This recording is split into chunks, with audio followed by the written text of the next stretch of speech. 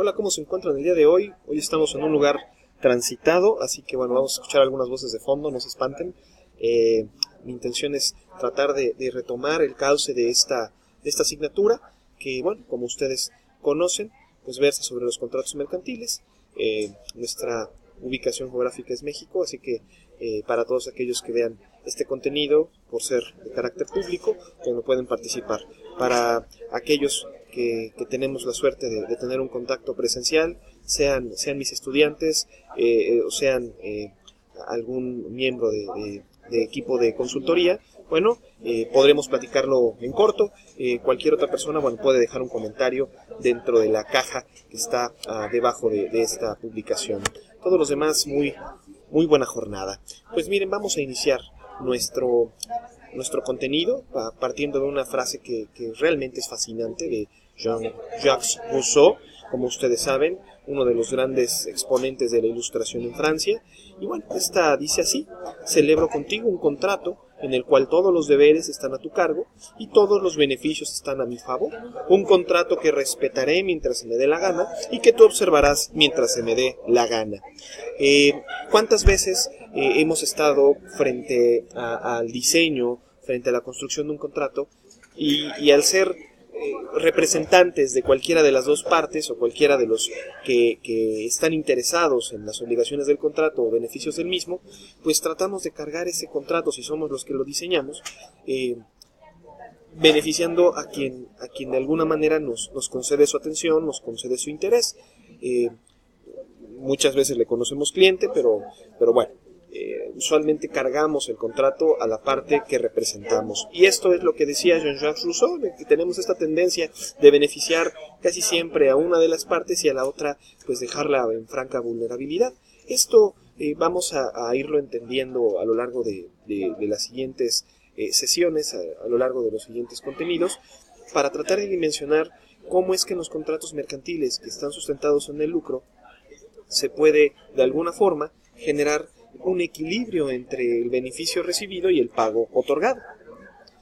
Vamos a buscar de forma inmediata cuáles son algunas de las fuentes del derecho mercantil. ¿Las recuerdan? Bueno, la teoría nos dice que tenemos dos exclusivamente. Nos referimos a las fuentes formales y las fuentes materiales. Son todos aquellos documentos, todas aquellas expresiones, todas aquellas causas que motivan la existencia del derecho mercantil y que además lo construyen, lo recrean. En las formales, bueno, tenemos básicamente todas aquellas que tienen un elemento normativo, que generan contenidos normativos, que de alguna forma construyen el proceso hermenéutico por el que la propia ley se integra. Tenemos como ejemplo la ley y la jurisprudencia como algunas de las fuentes formales. Materiales, fíjense que cuando tratamos de analizar en perspectiva todo lo que materialmente construye el derecho mercantil, pues bueno, es una infinidad de actos, una infinidad de hechos, una infinidad de situaciones en que las personas intervienen y que terminan generando responsabilidad, obligaciones, beneficios, y lo vamos a encontrar también en un sinfín de contratos y convenios.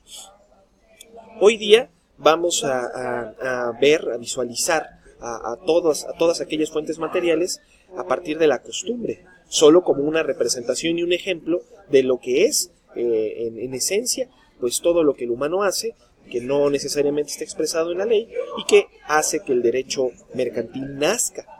Y por otro lado tenemos al contrato, el contrato como la piedra angular del derecho mercantil. Hoy día los contratos en general, y desde su forma mucho más genérica y abierta, los convenios, pues son las expresiones perfectas de la voluntad de los individuos, ¿no?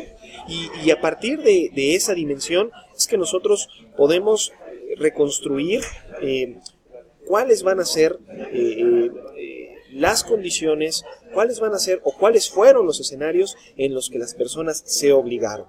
¿Por qué lo excluyo de las formales y materiales, aunque perfectamente podrían embonar entre las dos a manera de círculo concéntrico? Bueno, porque el contrato o la voluntad es una manifestación muy específica de aquello que las personas generan en términos del derecho privado.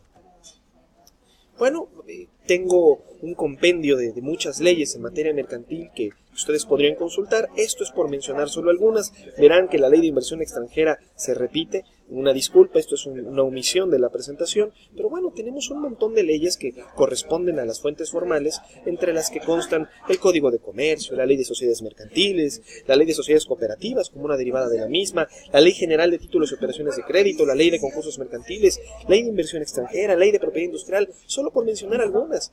¿Por qué las cito? Porque finalmente aquí van a encontrar referencias de convenios, contratos, obligaciones de las partes que de alguna manera van recreando el derecho mercantil. Pueden consultarlas, es una maravilla, y bueno, va a dar mucha información. ¿Qué clasificación genérica tenemos de los contratos? Bueno, partiendo del derecho privado, vamos a encontrar contratos que son traslativos de dominio, contratos traslativos de uso, contratos en los que hay una prestación de servicios, hay contratos asociativos, hay contratos aleatorios y de garantía. Aquí no estoy insertando todos aquellos que son contratos mercantiles o de carácter estrictamente mercantil, pero todos aquellos que ya llevaron materias de derecho civil y sobre todo materias referentes a obligaciones o incluso a bienes y derechos reales, bueno, pues van a encontrar mucha coincidencia entre lo que voy a comentar en contenidos posteriores con lo que tenemos enfrente, que son contratos estrictamente civiles, pero que ilustran de muy buena manera qué tipo de contratos también en materia mercantil podríamos encontrar. Por decir algunos, un contrato traslativo de dominio en materia mercantil efectivamente es la compraventa, un traslativo de uso o un contrato de prestación de servicios.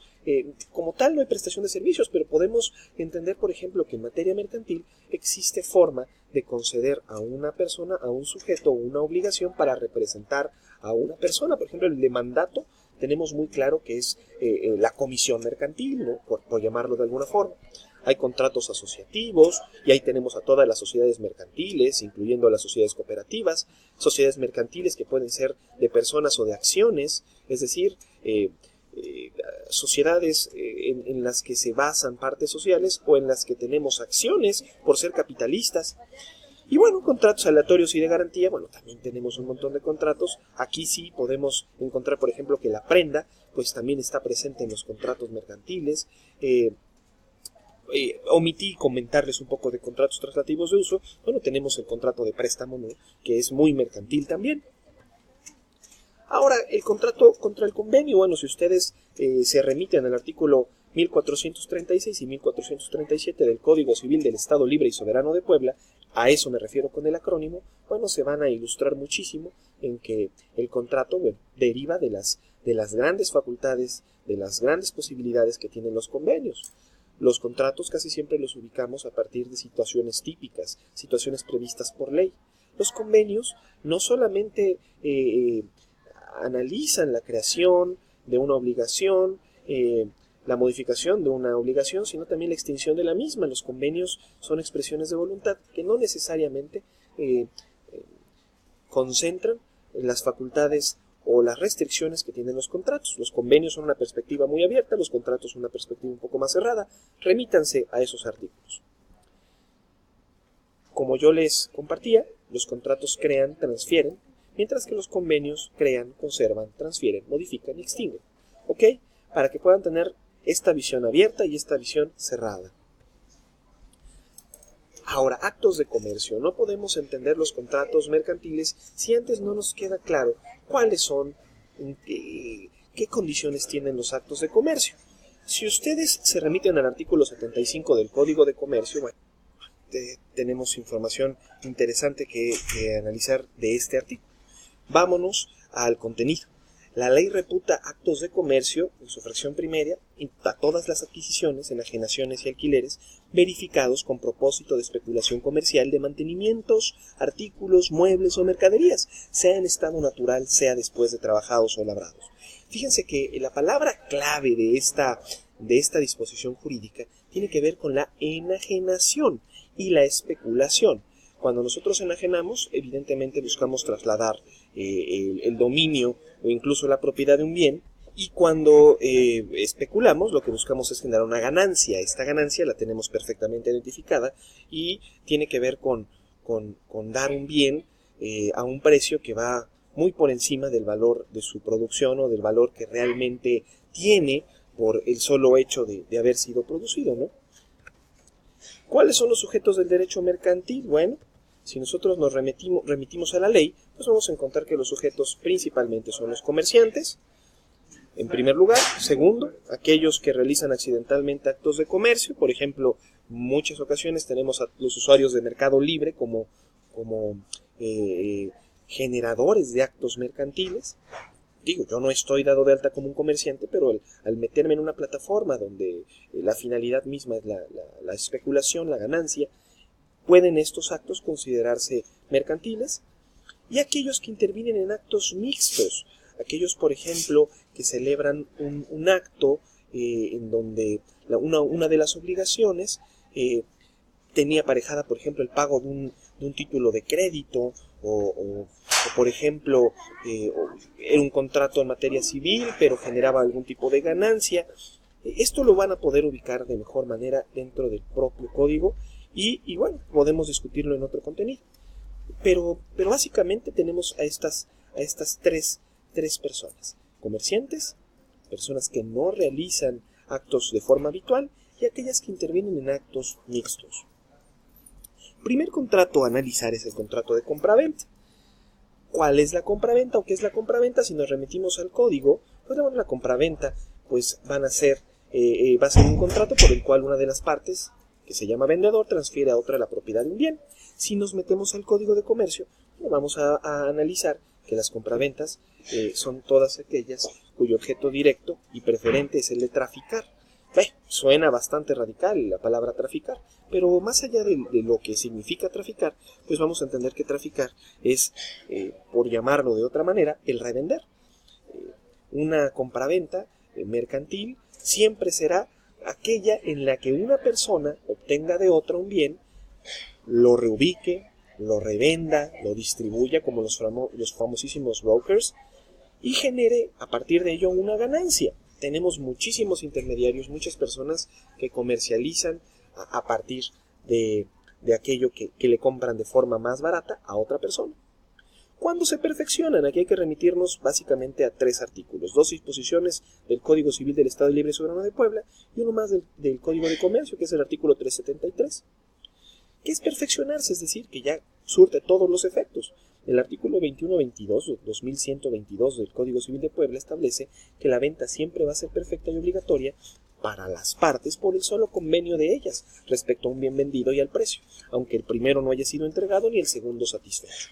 ¿Por qué nos remitimos al Código Civil? Como ustedes saben, no solo por ser un tema de derecho privado, sino porque el Código Civil complementa, refuerza aquello que el Código de Comercio, por su antigüedad o por las múltiples reformas que ha tenido, pues simplemente no contempló o ha dejado de contemplar. Por otra parte, el artículo 1445 establece aquellos contratos de compraventa, se van a perfeccionar, o cualquier contrato se va a perfeccionar por el mero consentimiento, excepto los que deben revestir una forma señalada en ley, como solemne, ¿no? Y no solamente de forma solemne, hay contratos que establecen forma pública y a esos habrá que acudir ante un notario, algún fedatario.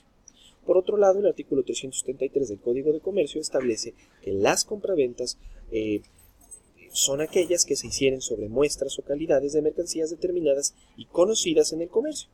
Estas se van a tener perfectas cuando exista consentimiento de las partes, y el consentimiento puede ser tácito. Imagínense que ustedes se suben al transporte público con una moneda de 10 pesos. Sabemos que el costo del transporte en Puebla es de 6. Si ustedes se suben al transporte público, no necesitan decirle al chofer: oiga, quiero celebrar con usted un contrato para que me lleve al Paseo Bravo. Le van a entregar una moneda de 10 pesos, el seguro les va a entregar solo 4 pesos cambio, ustedes van a ingresar a la unidad, se van a sentar, ¿y qué creen? Ya acaban de celebrar un contrato y la voluntad se entendió de forma tácita. ¿De qué manera? Yo me trasladé al interior de la unidad y cubrí el precio de la misma. Esto nos ayuda mucho para poder entender que las compraventas en materia mercantil pues básicamente requieren que se establezca un precio, que la persona esté dispuesto a pagarlo y lo pague. No necesita mayores formalidades. Dicho esto, este es el primer contenido fuerte que vamos a ir resolviendo, que vamos a ir presentando. Si tienen cualquier duda o comentario, por favor háganmelo saber en la cajita que está abajo de este video. Muchas gracias.